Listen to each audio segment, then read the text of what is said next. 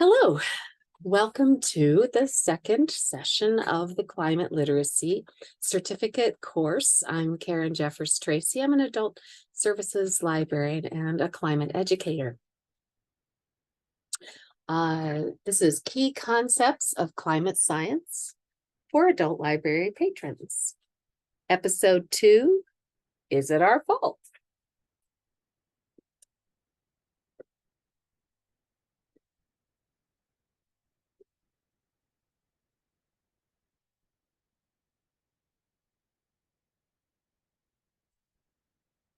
Just to review, in the first episode, the key concept was multiple lines of evidence. We asked, is it real? Is the average temperature of Earth rising? And we looked at how climate information is collected through diligent, difficult, and meticulous work. We viewed sources of verified authoritative information. Is it real? Multiple lines of evidence verify that it is.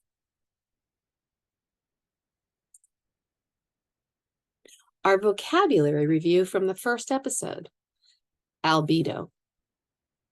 In climate science, this term albedo refers to the reflectivity of surfaces, in this case, areas of our planet.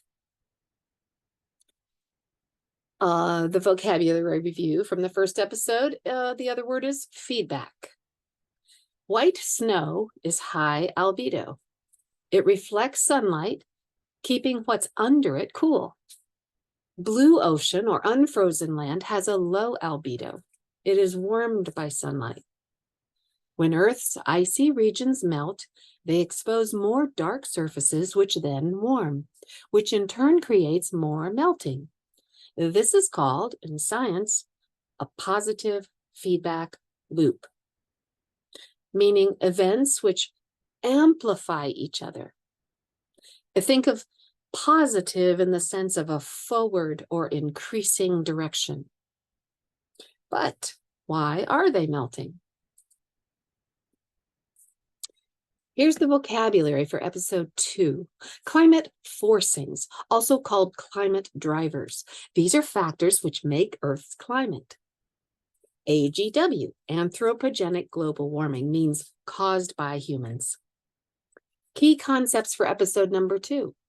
Forcings interact to form different climates throughout Earth's history. A climate's range determines what can thrive during that time. Figuring out what is causing Earth's observed rise in temperature has been pursued as carefully and thoroughly as a detective investigation. As in the game of Clue, suspects are examined and ruled out one by one. Outgoing radiation bears the distinct signature of an increasing greenhouse effect. Confirmed by the cooling stratosphere and rising tropopoles, the isotopes speak volumes. I so what? Try to keep up, John.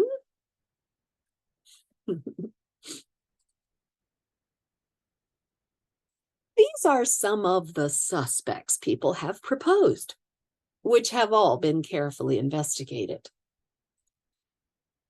Some, like volcanoes and asteroids, have been responsible for changes in the past. Some, like the solar cycles and Earth's orbit, are well known in astronomy and astrophysics. So, as you'll see, some of these seem to pop up on social media again and again, but I'll be teaching you sources of information that can tell you the truth about these things and what is the result when scientists have investigated whether this could be causing our observed warming. To answer, is it just natural cycles? We have to know what natural cycles are. What makes Earth's climate? Very few people know this, which leaves them vulnerable to misinformation. You will soon be in that rare group of laypersons who know. So let's find out what makes Earth's climate. What makes Earth's climate? What are the levers which influence climate? The scientific terms for what makes Earth's climate are drivers or forcings. These are the suspects. Have any of them changed? Scientists examine each one to see if that is the cause of the observed warming. This is the way they rule out the suspects to arrive at the culprit.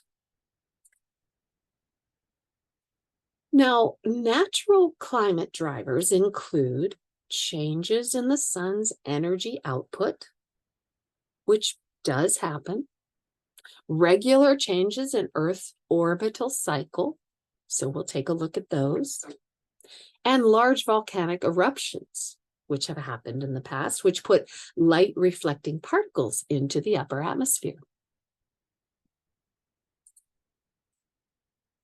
Also, the chemical composition of Earth's atmosphere determines how much light comes through it from the sun and how much heat is released back out into space. So let's talk about parts per million.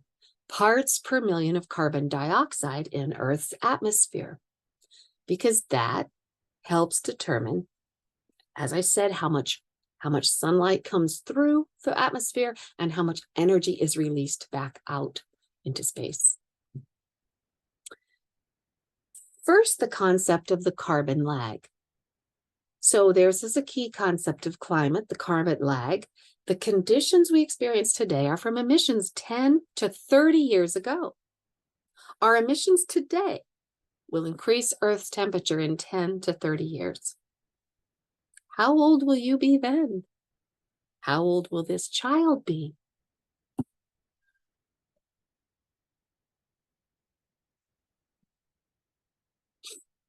So 6 living generations, including a Fairborn resident, gathered for a family photo. This was March of 2023. So first, I want you to think about this. Every human before Maydell's the elderly, the matriarch there. Every human before Maydell, back to the beginning of humans on Earth, lived below 300 parts per million of carbon dioxide in Earth's atmosphere. When she was born in 1925, it had risen to 305, just since 1900. When Frances was born, her daughter, it was 310. When Gracie was born, it was 320. When Jacqueline was born, it was 340. And think about it. So look at those numbers and just estimate in your head. How much do you think it's going to go up by the time Jaisleen was born? It was to 370. And little Javia, who was just 7 weeks old, was born at 420 parts per million. And remember, as long as humans have been on the planet, it was under 300 before 1900. So this is my own family. This is my mother, my daughter, and my granddaughter. And every human before 1900, back to the beginning of humans on Earth, lived below 300 parts per million of carbon dioxide in Earth's atmosphere. So here's me in my baby pictures. So I want you to look here and find the year you were born, or the decade you were born, and see what was the parts per million. And now think of any children you know, or your own children, or someone else's children, or any babies that you know born recently. Let's see what the parts per million are. So remember, parts per million are, you know, they're really important because they help determine the temperature of our planet. Carbon, now some of this information came from this website, which is co2levels.org and co2.earth, global CO2 emissions, these two websites. This one is a really interesting one because you can hover and then you can expand each individual part of this graph. This is carbon dioxide levels by year. So what was it the year your grandma was born? What was it the year you were born? Any child or grandchild? And think back, do you have an ancestor in your family? Can you think of anyone you know who was born near 1900? That person was the last generation ever to live at the same parts per million as every human on Earth, going back to the beginning of humans. This just illustrates the rapid rise and also is an indication of human causation because nothing in nature works that fast. Even in the past, when there were rapid changes in climate, nothing was that rapid. You know, this is 6 generations of humans. So what do people mean when they say, could it be just natural cycles? Well, one of the basic things that causes Earth's climate is our Milankovitch cycles. So our orbital cycles. We have 3 aspects to this. We have the eccentricity, the precession, and the tilt. The precession is the wobble of the axis of rotation. In other words, what direction is the axis of rotation pointing at that time? That's called Earth's precession. Obliquity is the tilt, and I'll show you why I wrote this in just a second. And eccentricity is the shape of the orbit. So our shape can go from more circular to more elliptical over a period of 100,000 to 400,000 years. That's how long it takes to change from this shape to this shape. Now, if I were to ask you, I would explain to you a more circular shape generally creates a more milder climate, a more hospitable, milder climate changes, whereas a elliptical shape creates, of course, a little more variation in climate and maybe wilder climate. So which one do you think we're in now? Most people could say to themselves, well, we are experiencing a lot of wild weather events and, you know, effects. We're experiencing the extreme weather that are the effects of a changing climate. So they're saying maybe we are in this one, the one that has the more elliptical one, which has more varied climate.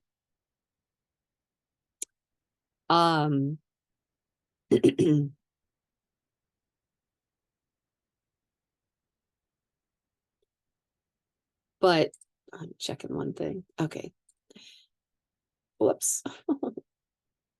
Wait a minute, go back. Oh, no. Go back. Oh, it won't go back. Go back. Great. So they say they think, well, we're having wild weather, so we must be in the more elliptical one. Well, the truth is we're in the more circular one at this time. And patterns of astronomy are well known. Scientists are pretty good at that. So we know that we are in this one. So normally, by natural cycles, we would normally be cooling by now. Right now, we would be in a slightly cooling phase, in other words. And even more, something that affects us even more is the tilt. And that changes over 41,000 years. This one changes over 19 to 20,000 years. So, and by these measures, Earth would be in a slightly cooling phase right now if human activity hadn't overcome those natural cycles. So when people say it's natural cycles, these are the natural cycles which make Earth's climate.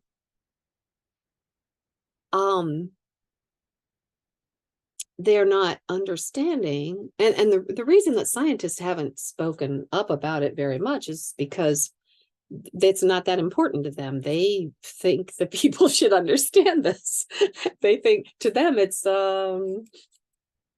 simply obvious that natural cycles are not causing the dramatic changes that we're seeing in Earth's climate.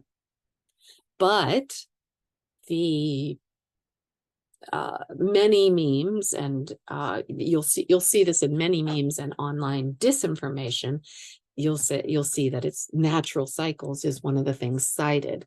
So it's important for you to know, to be climate literate, that by natural cycles, we would normally be cooling at this time if we didn't have this amount, this huge amount, 30 gigatons a year of excess carbon dioxide going into Earth's atmosphere. If we didn't have this, then we would normally be cooling.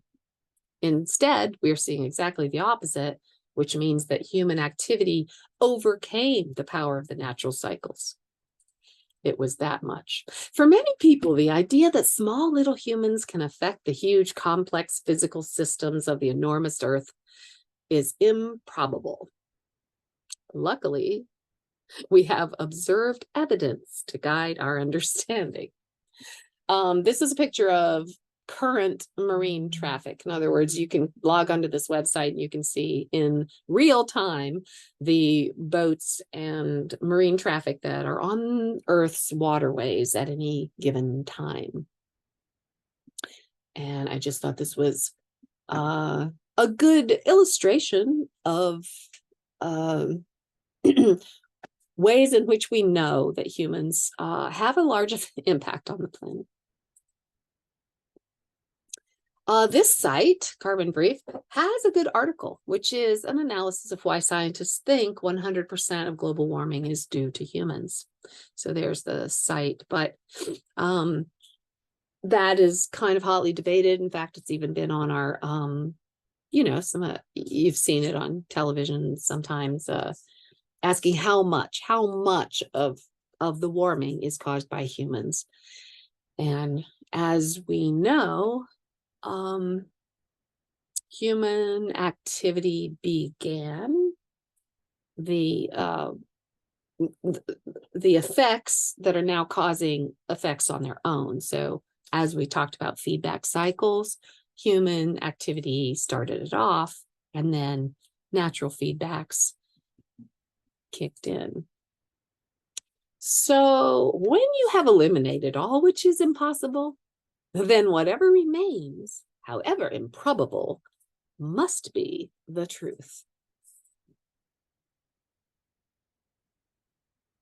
In our first episode, we saw multiple lines of evidence verifying the Earth is warming, answering the question, is climate change real? And considering this next question, is it our fault? We looked at what does make Earth's climate. Like a detective, we eliminated the suspected causes not responsible for the warming this time around, and saw that by natural cycles, the observed warming is exactly the opposite of natural. In our next episode, we'll look at common points of confusion and learn key concepts of climate science, which clarify those as you continue your path to climate literacy. Is it our fault? Conclusion: yes and no. Humans burning fossil fuels are the inciting factor this time that our world is warming. Human-induced warming sets off follow-on effects within nature's systems, which then build momentum on their own, increasing warming even further. For this reason, it is accurate to say that 100% of this warming is human-caused. There is no usefulness in climate guilt, because we all inherited a system designed to maximize the use of fossil fuels. Our challenge is to redesign a way of living on Earth, which restores the chemicals in our atmosphere to pre-industrial levels. Thank you, and I'll see you next time.